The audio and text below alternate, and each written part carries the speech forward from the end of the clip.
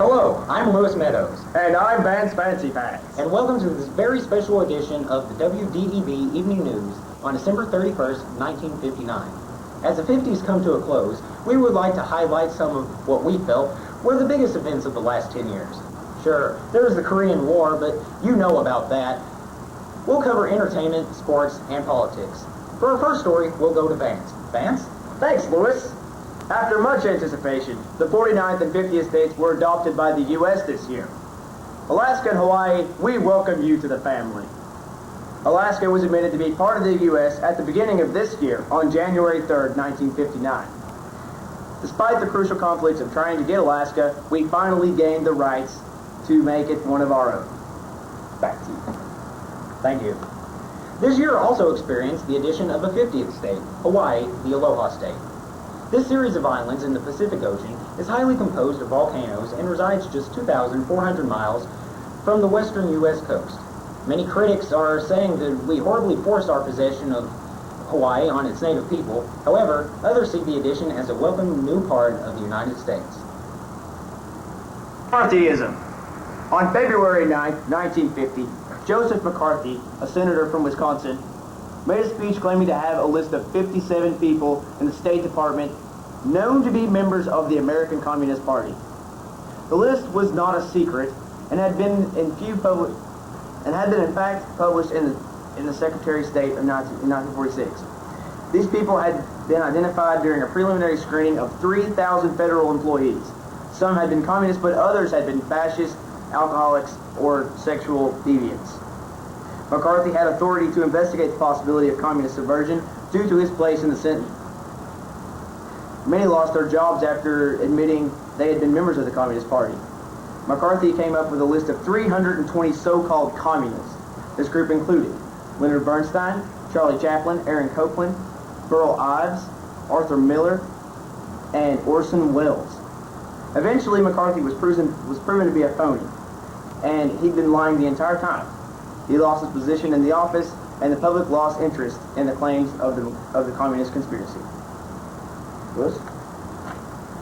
On a much lighter note, we're going to show you an archived on-the-scene news report by Otto Gustave, filmed in 1956 at an Elvis Presley concert in New York City.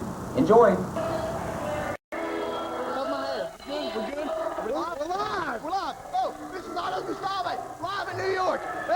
Concert, playing his #1 hit single right now, Heartbreak Hotel. It's crazy, it's live, it's pandemonium. Look at this crowd, it's insane.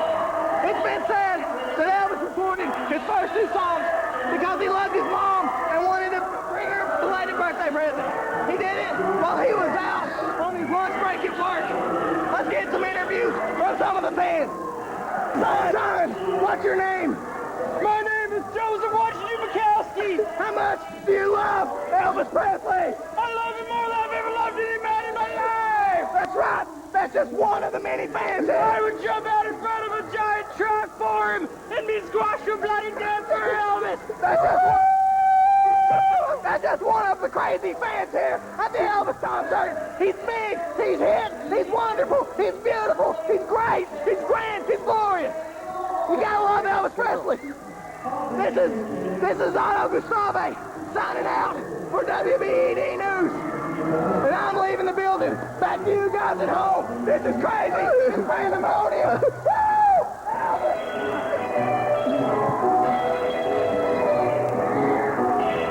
Welcome back. Boy, that looks swinging. On another entertainment note, one grand highlight of the 1950s has certainly been the run of a much-cherished television show, I Love Lucy. This show, starring comedian Lucille Ball and real-life husband Desi Arnaz, has spent the last several years showcasing the misadventures of Lucy, Ricky, and their neighbors, Fred and Ethel Mertz. From the show's debut in 1951, to the series finale in 1957, I Love Lucy has brought laughter to joy to thousands across the country. From Lucy's infamous tango with eggs to her and Ethel stuffing their faces with candy, the memory of this great television show will forever live on in TV land. Now we go to George Huffman with the sports highlights. Jackie Robinson, he played baseball. He was the first athlete to achieve 4 letters at UCLA. recently played his last game of the season with the Brooklyn Dodgers. He has for sure thrown in his glove and told his fans that he has had enough. He had a retirement party after he became the National League's Rookie of the Year with 12 homers, a league-leading 29 steals, and a .297 average, and then was selected National League's Most Valuable Player of the Year. I hope that people of tomorrow will remember my personal friend, Jackie Robinson. Thank you, George.